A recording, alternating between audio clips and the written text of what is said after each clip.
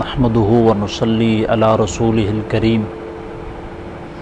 اما بعد فاعوذ بالله من الشیطان الرجیم بسم اللہ الرحمن الرحیم ورفعنا لك ذکرک صدق اللہ العظیم ان اللہ وملائکتہ یصلون علی النبی یا ایہا الذین آمنوا صلوا علیہ وسلموا تسلیما الصلاۃ والسلام علیک یا سیدی یا رسول اللہ وعلی آلک واصحابک یا سیدی یا حبیبی یا حبیب اللہ مولاي صل وسلم دائما ابدا علی حبیبک خیر الخلق کلہم هو الحبیب الذی ترجى شفاعته لكل حول من الاحوال مقتحم یا رب بالمصطفى بلغ مقاصدنا واغفر لنا ما مضى یا واسع الکرم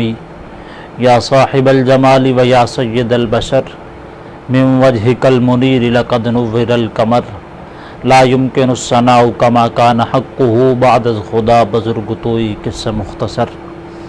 اللہ تبارک و تعالی جل جلالہ و اما نوالہ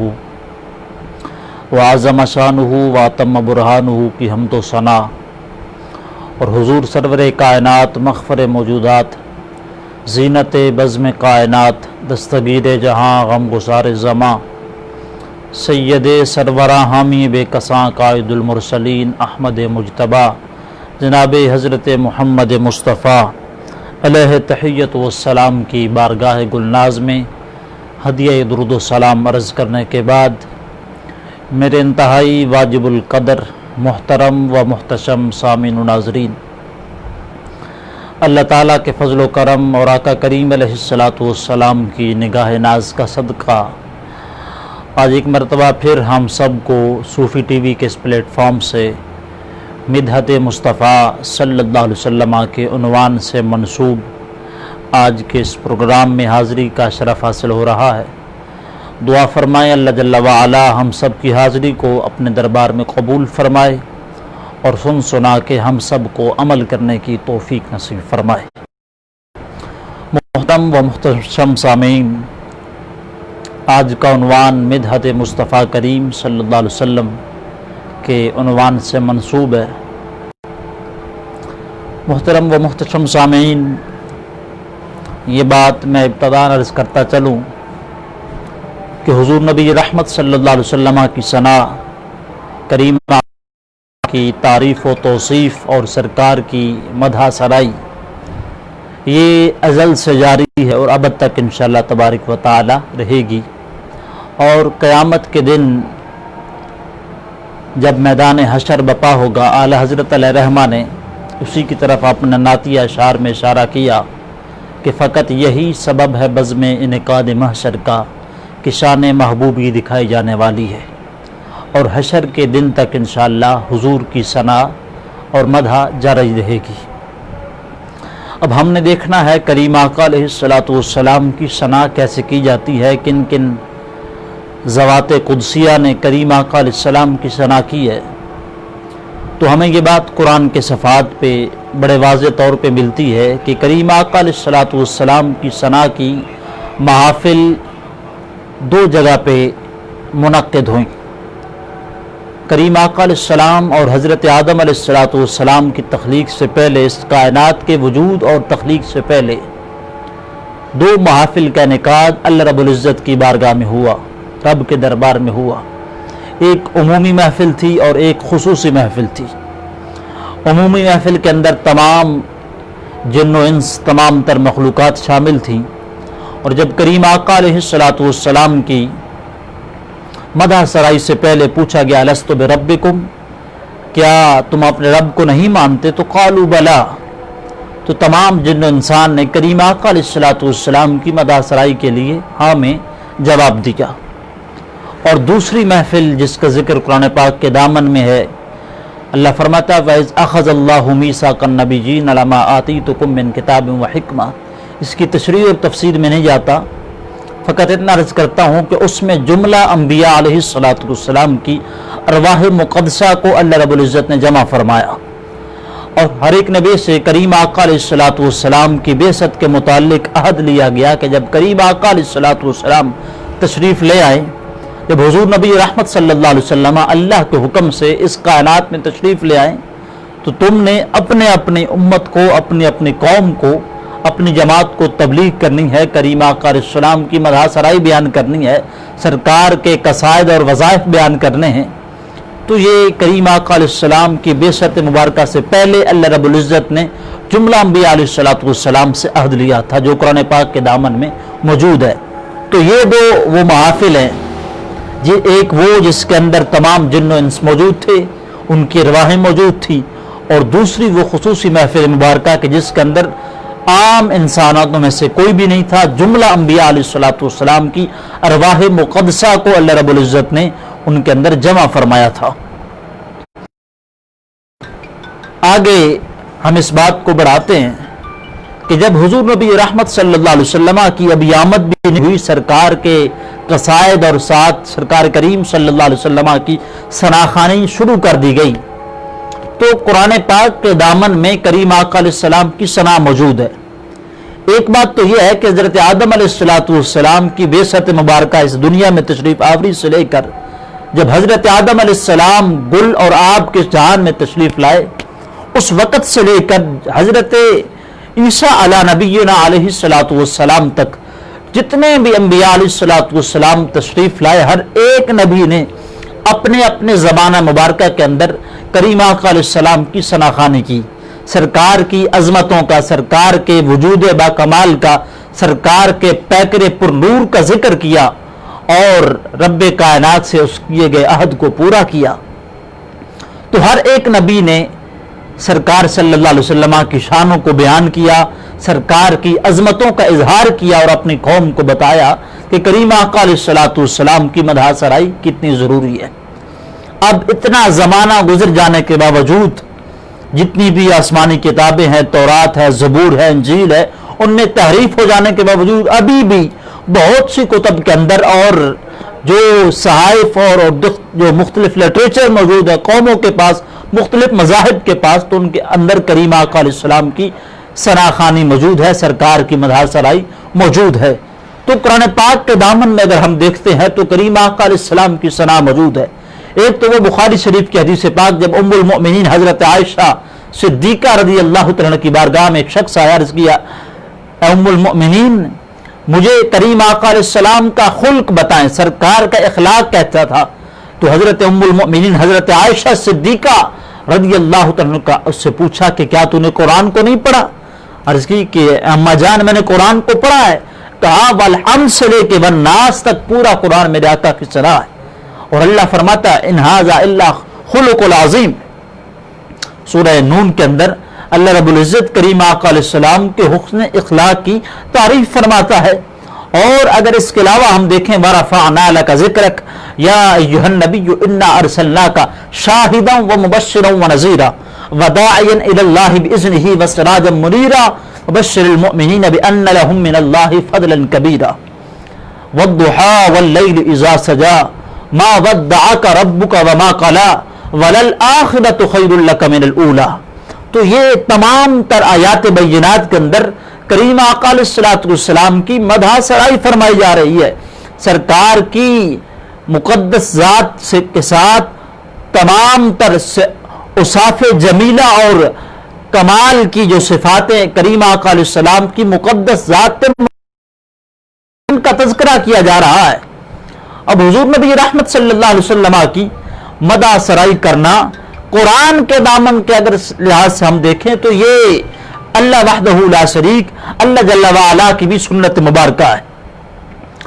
اب یہ محفل کا ذکر بھی کر دیا، اب ہم قرآن کے زاویے سے دیکھتے ہیں کہ کریم آقا علیہ السلام کی ثنا ہے کیا چیز، سرکار کریم صلی اللہ علیہ وسلم کی مدح سرائی کے کتنے طریقے ہیں اور کتنی اقسام ہے کہ جس سے کریم آقا علیہ السلام کی ثنا خوانی ہوتی ہے۔ تو احباب ذی وقار، قابل غور بات یہ ہے کہ حضور نبی رحمت صلی اللہ علیہ وسلم کی ثنا کے، سرکار کی نعت پڑھنے کا، سرکار کریم صلی اللہ علیہ وسلم کی مدح سرائی کے 3 طریقے ہمیں قرآن کے دامن میں ملتے ہیں۔ ایک یہ ہے کہ اللہ جل وعلا براہ راست کریم آقا علیہ السلام کی مدح سرائی فرماتا ہے، سرکار کے کمالات حسن کا، سرکار کے جمیع کمالات حسنہ کا ذکر فرماتا ہے، جس طرح کی آیات بینات میں نے آپ کے سامنے ابتداءً تلاوت کی ہیں۔ ایک طریقہ تو یہ ہے، دوسرا طریقہ یہ ہے کہ اللہ جل وعلا کریم آقا علیہ السلام کے ساتھ ملحق ہونے والے صحابہ کرام رضوان اللہ تعالی علیہم اجمعین، اہل بیت اطہار رضی اللہ تعالی عنہم، ان کا تذکرہ فرماتا ہے۔ کریم آقا علیہ السلام کے اصحاب اہل بیت اطہار کا ذکر فرماتا ہے۔ تو اب اگر صحابہ کرام کی عظمت کی بات ہو، اہل بیت اطہار کی عظمت کی بات ہو، تو یقیناً وہ بھی کریم آقا علیہ السلام کی ثناخوانی ہوگی۔ یہ دوسرا طریقہ قرآن کے دامن میں موجود ہے۔ اور حضور نبی رحمت صلی اللہ علیہ وسلم کی ثنا کا تیسرا طریقہ یہ ہے کہ کریم آقا علیہ السلام کے دشمنوں کا رد کیا جائے۔ ایک براہ راست حضور کی ثنا، سرکار کریم صلی اللہ علیہ وسلم کے کمالات حسنہ کی تعریف بیان کرنا، ان کی وضاحت کرنا، ان کی تشریح کرنا، یہ بھی قرآن کے دامن میں ہے۔ اور آقا کریم علیہ السلام کے صحابہ کی عظمت، اہل بیت اطہار کی عظمت اور زمانے والوں کو آقا کریم علیہ السلام کے صحابہ و اہل بیت اطہار رضوان اللہ تعالی علیہم اجمعین سے بغض رکھنے والوں کو رد کرنا، ان کا جواب دینا، یہ بھی در حقیقت شان مصطفیٰ ہے اور مدحت مصطفیٰ ہے۔ اور تیسرا طریقہ جو قرآن کے دامن میں ہے، سرکار کے دشمنوں کا رد کرنا، اور یہ سب سے بڑا طریقہ ہے، اور جس سے آج کے ماڈرن اور اسلام سے دور اور کریم آقا علیہ السلام کی سنت مبارکہ کا قتل عام کرنے والے فاسق مولن افراد، جو فقط اہل سنت کے سٹیجز پر مسلک اہل سنت کا نام نوٹوں کی خاطر لے کر مسلک اہل سنت کو بدنام کرنے والے افراد، جو آج اس سے بہت دور ہے، جو سب سے بڑا طریقہ ہے کہ کریم آقا علیہ السلام کے دشمنوں کا رد کرنا۔ اگر بات رد کرنے کی آئی، رافضیوں کا مقابلہ ہو، خارجیوں کا ہو یا ان کے ہم نواؤں کا ہو، تو یہ لوگ ان کے ساتھ کھڑے ہوتے ہیں، اور اہل سنت کے بڑے بڑے اکابر اور جید قسم کے علماء اور حضور کنز العلماء، کنز العلم والعلوم، حضرت علامہ ڈاکٹر محمد اشرف آصف جلالی صاحب حفظہ اللہ تعالی جیسے جلیل القدر عالم دین کے بارے میں بڑے نزیبا اور غلیظ قسم کے جملے اور بڑے گھٹیا قسم کے الفاظ استعمال کرتے ہوئے نظر آتے ہیں۔ تو یہ کریم آقا علیہ السلام کی ثناخوانی نہیں ہے، سرکار کی ثنا یہ نہیں ہے کہ بندہ سرکار کی تعریفیں کرتا رہے، اور جب دین پہ مشکل وقت آئے تو جن لوگوں نے دین کی خدمت کی ہے، دین کا کام کیا ہے، ان کے خلاف زبانوں کو کھولا جائے۔ ثنائے خوان مصطفیٰ کریم صلی اللہ علیہ وسلم کے آداب اور ذمہ داریوں میں سے یہ ہے کہ حضور نبی رحمت صلی اللہ علیہ وسلم کے اصحاب کے دشمن ہوں یا سرکار کی آل کے دشمن ہوں، ان کا رد کیا جائے۔ یہ بھی شان مصطفیٰ ہے، یہ بھی مدحت مصطفیٰ ہے۔ اور کریم آقا علیہ السلام کی ثنا میں سے جو تیسرا مرتبہ ہے، یہ سب سے بڑا مرتبہ ہے، سرکار کے دشمنوں کا رد کرنا۔ سرکار صلی اللہ علیہ وسلم کی شانوں کو براہ راست بیان کرنا بڑا آسان ہے، لیکن سرکار صلی اللہ علیہ وسلم کے دشمنوں کا رد کرنا یہ بڑا مشکل ہے۔ اور اس کے لیے جو علماء، مشائخ و عظام، پیران عظام کے مطابق کرتے ہیں، ہم ان کی عظمتوں کو خراج پیش کرتے ہیں، ہم ان کے قدموں سے لگنے والی خاک کے ذروں سے بھی کم تر ہیں، لیکن جو لوگ مسلک کا کام کرتے ہیں ان کے خلاف، جو جعلی نقیب ہو، پیر ہو، نعت خوان ہو، کوئی بھی ہو، جو بھی شخص علماء ربانیین کے خلاف، علماء حقہ کے خلاف فقط اس نیت سے کہ وہ دین کا دفاع کرتے ہیں، صحابہ اکرام اہل بیت اطہار رضوان اللہ تعالی علیہم اجمعین کی عظمتوں کا دفاع کرتے ہیں، ان کے خلاف زبان کھولنا یہ ثنائے مصطفیٰ نہیں ہے، یہ کوئی اور کام ہے، یہ شیطان کی پیروی ہے۔ ثنائے مصطفیٰ یہ ہے کہ جو حضور کے صحابہ کی تعظیم کی بات کرے، اہل بیت اطہار کی تعظیم کی بات کرے، ہم سب پہ لازم ہے ہم اس کی تعظیم کریں۔ اب بات کو ذرا آگے بڑھاتے ہیں۔ قرآن کے دامن سے یہ تین ضابطے ثابت ہوئے، کریم آقا علیہ السلام کی ثنا کے تین ضابطے ہیں، اور رب کا پورا کلام ان تین ضابطوں پر ہے۔ الحمد سے لے کے والناس تک پورا قرآن اگر کوئی پوچھے کیا ہے تو سادہ لفظوں میں یہ ہے، کریم آقا علیہ السلام کی ثنا کا ایک مجموعہ ہے، سرکار کی شانوں کا ایک مرتب کیا گیا وہ مجموعہ ہے جس کے زبر زیر میں شک کرنے والا اسلام سے خارج ہو جاتا ہے۔ سرکار کی شانوں کا اتنا بڑا یہ صحیفہ ہے کہ اس کی اس قدر شان ہے، جو اس کو دیکھتا ہے رب اس کو بھی ثواب عطا فرماتا ہے، جو پڑھتا ہے اس کو بھی ثواب ملتا ہے، جو دیکھ لیتا ہے رب تعالیٰ اس کو بھی قرآن کا نور عطا فرما دیتا ہے۔ اب یہ کریم آقا علیہ السلام کی ثنا اب ہم ذرا دوسرے زاویے سے دیکھتے ہیں۔ اللہ رب العزت نے جب اپنی ذات کا تعارف کروانا چاہا، اپنی ذات کی پہچان کروانا چاہی، تو براہ راست مخلوق سے خطاب نہیں کیا۔ اللہ فرماتا ہے قل هو اللہ احد، محبوب صلی اللہ علیہ وسلم آپ فرما دیجئے کہ اللہ ایک ہے۔ اب یہ ہے کریم آقا علیہ السلام کی ثنا، یہ ہے سرکار کی تعظیم، یہ ہے سرکار کا ادب کہ رب کائنات کا تعارف کروانا چاہا تو کریم آقا علیہ السلام کی زبان مقدس کو اس لائق سمجھا کہ محبوب کی زبان وہی زبان ہے کہ جس کی زبان سے بول نکلے گا تو سرکار کی امت اس کو قبول کر لے گی۔ میری سرکار کی امت اپنے آنکھوں سے دیکھ بھی لے تو اس قدر ان کو یقین حاصل نہیں ہوگا جو سرکار صلی اللہ علیہ وسلم کے اس فرمان کو سن کر یقین کرے گی۔ تو رب کائنات نے اپنی توحید کا تعارف کروانا چاہا تو اس زبان سے کروایا جس زبان اور جس ذات کی شان رب۔ اس طرف آج کے واز فروش اور نوٹ خریدار نعت خوانوں کی توجہ کوئی نہیں۔ آقا کریم علیہ السلام کی یہ شان سب سے بڑی ہے کہ دشمنوں کا رد کیا جائے، اور آج ان کے ساتھ ملا جاتا ہے، ان کے ساتھ کھانے کھائے جاتے ہیں۔ اور نعت مصطفیٰ کریم صلی اللہ علیہ وسلم کے آداب کیا ہے؟ بندے کا لباس سنت کے مطابق ہو، بندے کا چہرہ سنت مصطفیٰ سے لبریز ہو۔ آج تازہ میک اپ کر کے اور ہیرو جیسا لباس پہن کے اور طرح طرح کے ڈرامے کر کے سٹیجز پہ آ کے کہا جاتا ہے عشق مصطفیٰ کی بات کرتے ہیں، عشق مصطفیٰ کے لیے صحابہ کرام جانے دیتے ہیں، اور یہ قوم کا پیسہ اکٹھا کر کے عشق مصطفیٰ کی بات کرتے ہیں۔ عشق مصطفیٰ صلی اللہ علیہ وسلم کی بات کرنا بڑا آسان ہے، عمل کرنا بڑا مشکل ہے۔ بات کرتے ہیں کریم آقا علیہ السلام کی ثنا کرنا بہت بڑا مقام ہے، ہم بھی مانتے ہیں بہت بڑا مقام ہے، لیکن قابل غور بات یہ ہے اللہ سرکار کی ثنا کرتا ہے تو تین طریقے ہیں۔ رب کے فرشتے حضور کی ثنا کرتے ہیں، ان اللہ و ملائکتہ یصلون علی النبی یا ایھا الذین آمنوا صلوا علیہ وسلموا تسلیما۔ اب اس آیت مجیدہ کی تشریح میں یا اس کی تشریح کے اندر جو صحیح بخاری کے اندر حدیث پاک موجود ہے کہ رب کیسے درود پڑھتا ہے، صحابہ کیسے پڑھتے ہیں، فرشتے کیسے پڑھتے ہیں، اس طرف نہیں جاتا، لیکن اتنا عرض کرتا ہوں فرشتے اگر کریم آقا علیہ السلام کی عزت و ناموس پہ پہرا دیتے ہیں تو حضور نبی رحمت صلی اللہ علیہ وسلم کی ذات پہ صبح و شام درود پاک بھی پڑھتے رہتے ہیں، وہ سرکار صلی اللہ علیہ وسلم کی ثنا اس انداز میں بھی کرتے ہیں۔ اب رب کائنات بھی حضور کی ثنا فرماتا ہے،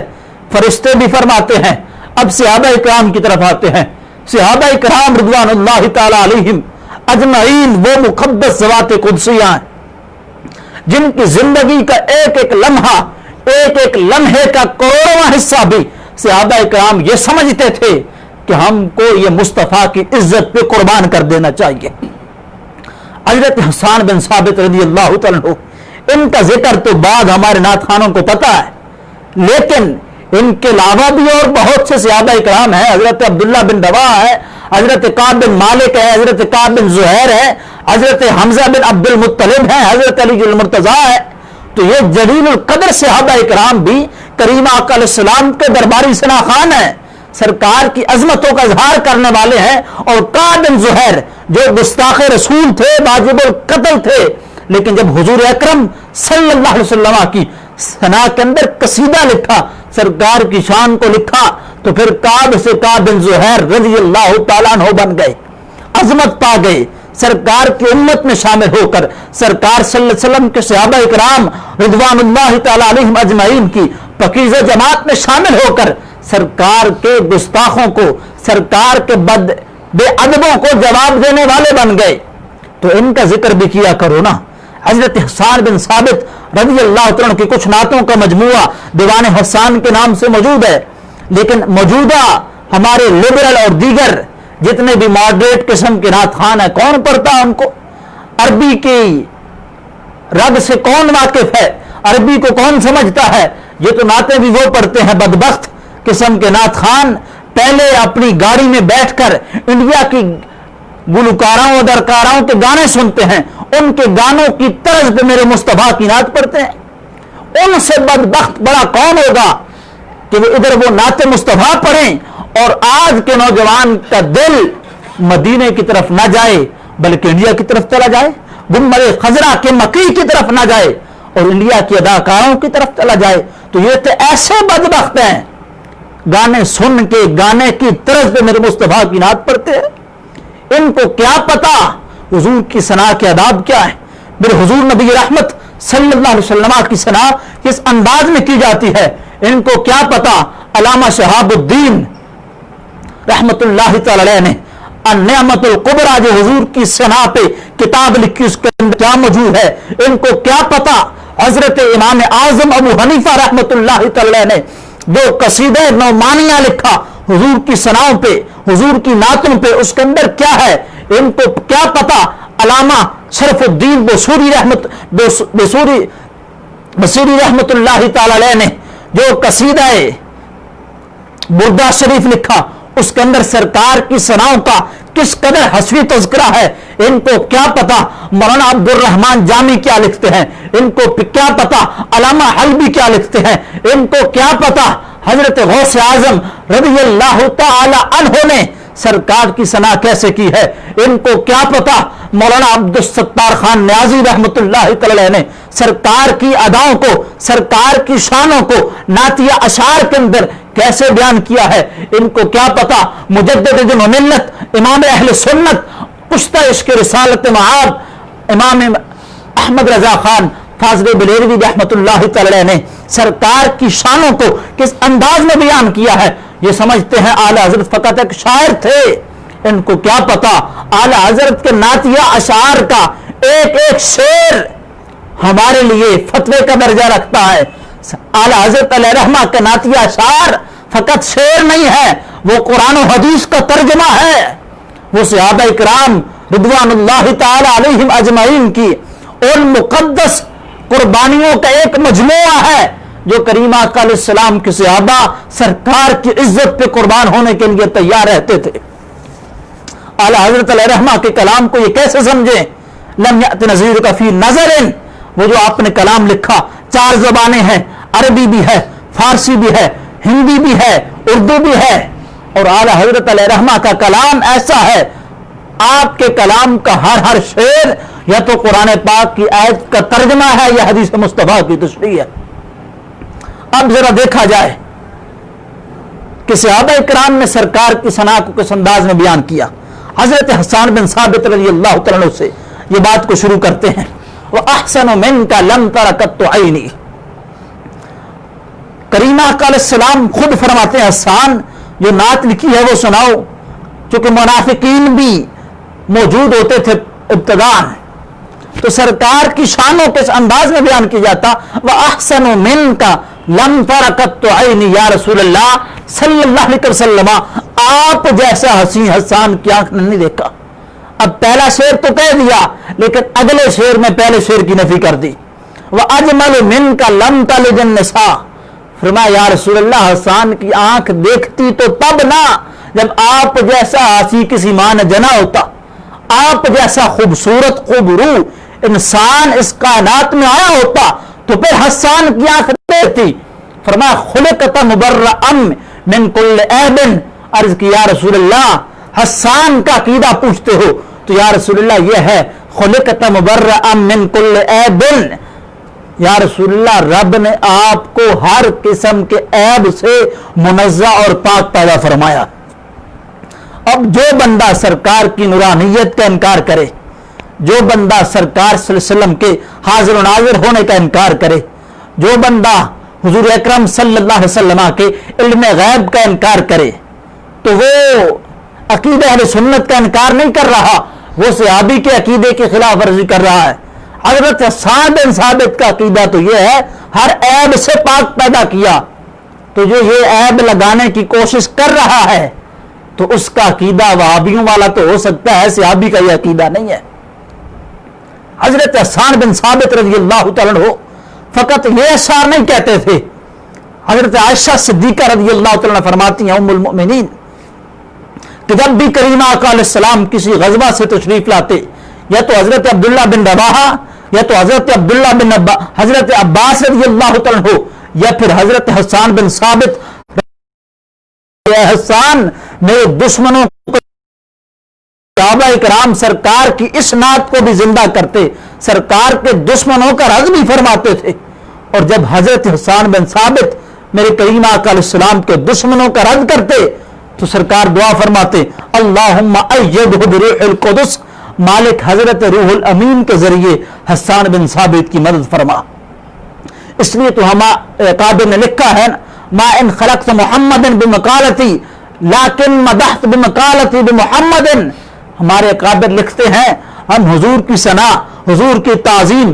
آقا کریم علیہ السلام کی ثنا اس لیے نہیں کرتے، ہم عظمت مصطفیٰ بڑھا رہے ہیں، ہم اس لیے کرتے ہیں ہم بیان کریں گے ہمارے کلام میں حسن پیدا ہو جائے گا، سرکار کے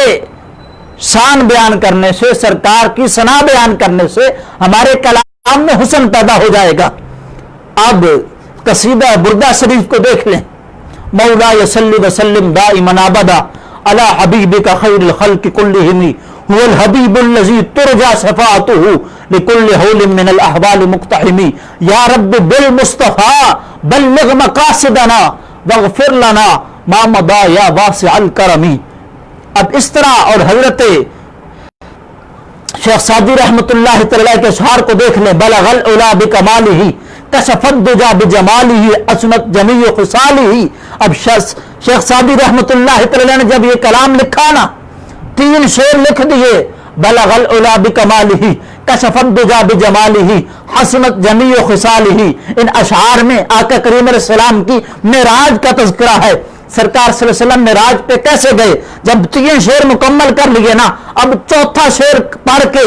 2 شعر مکمل ہونے تھے، تیسرا شعر مکمل کرنے کے بعد سو گئے۔ اب اگلا جملہ کیسے بنے؟ جب سوئے نا قسمت کا ستارہ جاگ اٹھا، مصطفیٰ کریم علیہ السلام خواب میں تشریف لائے، فرمایا سعدی پھر کہہ دو صلو علیہ وآلہ۔ تو یہ وہ اشعار ہیں جو حضور کی بارگاہ میں مقبول ہے۔ اور حضرت سعدی شرازی رحمۃ اللہ تعالی کا جو نعتیہ اشعار ہے، اور حضرت علامہ محسن کاکوروی رحمۃ اللہ تعالی کا محسن معراج اور محسن نامہ جو ہے، جو کریم آقا علیہ السلام کی ثناؤں میں موجود ہے، اور حضرت سعدی شرازی رحمۃ اللہ تعالی نے جو کلام لکھا اس کے آخر میں ہے، جو کہ بعض احباب نے قصیدہ بردہ شریف کے آخر میں لگایا، یا صاحب الجمال و یا سید البشر من وجهك المنیر لقد نور القمر لا يمكن الثناء كما كان حقه۔ آخری شعر میں آپ نے فارسی کا استعمال کیا، بعد از خدا بزرگ توئی کے سا مختصر، یعنی کہ کریم آقا علیہ السلام کی شان یہ ہے کہ سرکار کو خدا نہ کہا جائے اور دوسرا خدا کا بیٹا نہ کہا جائے۔ اس کے علاوہ جتنے بھی تعریف حضور نبی رحمت صلی اللہ علیہ وسلم کی کر سکتے ہو بندہ کرے، اس سے نہ بندہ بدتی بنتا ہے نہ مشرک ہوتا ہے۔ لیکن ہاں اعلی حضرت علیہ رحمہ نے کریم آقا علیہ السلام کی ثنا کے آداب بیان فرمایا اگر بندہ رب تعالیٰ کی توحید کا تذکرہ کرنا چاہے نا تو جتنا مرضی بڑھاتا جائے، ہاں مقام الوہیت سے گرا ہوا جملہ نہ ہو، اس کے علاوہ جتنی بڑھاتا جائے، لیکن فرمایا حضور کی ثنا کرنا 2 دھاری تلوار پہ چلنے کے مترادف ہے۔ اگر نعت پڑھتے پڑھتے کوئی جملہ ایسا کہہ دیا جو مقام مصطفیٰ سے گرا ہوا ہو، بندہ پھر بھی کٹ گیا، کافر ہو گیا۔ اور اگر مقام مصطفیٰ کو بیان کرتے کرتے مقام الوہیت میں لے گئے، رسالت سے بڑھ کر توحید میں لے گئے، پھر بھی کافر ہو گیا۔ فرمایا اس لیے سرکار کی ثنا کرنا 2 دھاری تلوار پہ چلنے کے مترادف ہے۔ اور آج کے ہمارے جاہل قسم کے شعراء جن کے چہرے پہ سنت مصطفیٰ کبھی نظر نہیں آئی، سرکار کی سنت اور وہ سنت مبارکہ جو واجب کے حکم میں ہے، اس کا قتل عام کرتے ہیں، اور حاکم جیسے لوگ اور سرور جیسے لوگ اور غیروں سے ایڈ لے کر نعتیں اس انداز میں لکھتے ہیں کہ یا تو وہ گانوں کی طرز پہ ہوتی ہیں یا ان کے اندر ایسے ایسے کفری اشعار ہوتے ہیں کہ بندہ وہ سن کے سننے والے بھی اپنا ایمان خراب کرتے ہیں اور پڑھنے والے بھی کرتے ہیں. تو اس لیے کلام پڑھا جائے تو اعلیٰ حضرت علیہ رحمہ کا پڑھا جائے, پیر میر علی شاہ صاحب علیہ رحمہ کا پڑھا جائے, پیر نصیر الدین نصیر علیہ رحمہ کا پڑھا جائے, علامہ شرازی کا پڑھا جائے, حضرت علامہ حسن رضا قادری رحمۃ اللہ تعالی کا پڑھا جائے. اور یہ بات بھی ذہن میں رکھی جائے کہ آقا کریم علیہ السلام کی ثنا کے آداب ہیں, اور جو بندہ ان آداب پہ پورا اترتا ہے تو پھر رب تعالیٰ اس کو معاشرے میں بلند مقام عطا فرماتا ہے. کیوں؟ یہ عام دستور ہے. اگر بندہ کسی بادشاہ کی ثنا کرے, بادشاہ کی تعریف کرے, وہ بادشاہ خوش ہو کے اس کو نام دیتا ہے. تو اگر بندہ شہنشاہ کی تعریف کرے, تمام انبیاء کے سردار امام الانبیاء حضرت محمد مصطفیٰ کریم صلی اللہ علیہ وسلم کی ثنا کرے, تو رب تعالیٰ بھی اس بندے کو بلند مقام عطا فرماتا ہے. لیکن شرط یہ ہے کہ جو تعریف کر رہا ہے سب سے پہلے اپنی ذات پہ سرکار کی سنت کا اطلاق کرے, اس کا لباس سنت مصطفیٰ کے مطابق ہو, اس کے چہرہ سنت مصطفیٰ کے مطابق ہو, اس کے سر پہ امامہ سنت مصطفیٰ کے مطابق ہو, اس کا رہن سہن, چلنا پھرنا, اٹھنا بیٹھا, کھانا پینا سب کچھ سنت مصطفیٰ کے مطابق ہو. تو پھر تو پتہ چلے میں تھا کیا مجھے کیا بنا دیا, مجھے عشق احمد عطا کیا ہو بلا حضور کی آل کا, میں تھا کیا مجھے کیا بنا دیا. یہ شعر یہ پڑھا جائے اور عمر 25 سے 30 سال حضور کی ثنا خوانی میں گزر گئی ہو اور چہرے پہ سنت مصطفیٰ نہیں ہو, تو بندہ بنا کیا؟ پھر بندہ تو انسان نہیں بنا. شعر پڑھنا آسان ہے, غلامی رسول میں موت بھی قبول ہے, نعرے لگانا آسان ہے, لیکن داڑھی قبول نہیں تو موت کیسے قبول ہے؟ قول اور فعل میں تضاد نہیں ہونا چاہیے. اور آخر میں یہ بات عرض کرتا چلوں کہ اب وقت ہے اہل سنت بیداروں. اس وقت بہت سی سازشوں کا ہمیں سامنا ہے. اہل سنت میں چھپے رافضی اور رافضی جو دن بدن حضرت سیدنا صدیق اکبر رضی اللہ تعالیٰ کی شان میں بے لگام قسم کی باتیں کر رہے ہیں, تو تمام طرح قادرین اہل سنت, علماء اہل سنت, مشائخ اہل سنت, پیران عظام جو مختلف مقامات پہ رہتے ہیں, اور حضور کنز العلماء کی ایک عبارت پہ جو آپ نے تشریح کے انداز میں کی, اس کو توڑ مڑوڑ کے آگے پیچھے سے کاٹ کے اس انداز میں بیان کیا کہ گستاخی کا فتویٰ لگایا, توہین کے فتوے لگائے, بعض نے کفر تک کے فتوے لگائے. تو احباب قابل غور بات یہ ہے کہ فتوے لگانے والے ہیں کون؟ کیا یہ دین کے مفتی ہیں؟ جن احباب نے اصلاح کی نیت سے خطوط لکھے, پیغامات بھیجے, ان کی عظمتوں کو سلام ہے. لیکن جن کو اسلام کی الف کا نہیں پتا, دین کی دال کا نہیں پتا, اگر وہ کنز العلماء کو دین سکھانے بیٹھیں گے تو پھر اہل سنت کی بدنامی کے علاوہ کچھ ہوگا. خدا را ابھی بھی کچھ نہیں گیا. اپنی علماء کی زندگی میں قدر کرو. بعد از وصال نعرے لگانے سے, تعریفیں کرنے سے کچھ نہیں بنتا. آج جب زندہ ہیں ان کی قدر کرو. اب جس کے جی میں آئے وہ پائے روشنی. ہم نے تو دل جلا کے سر عام رکھ دیا. وما علینا الا البلاغ المبین.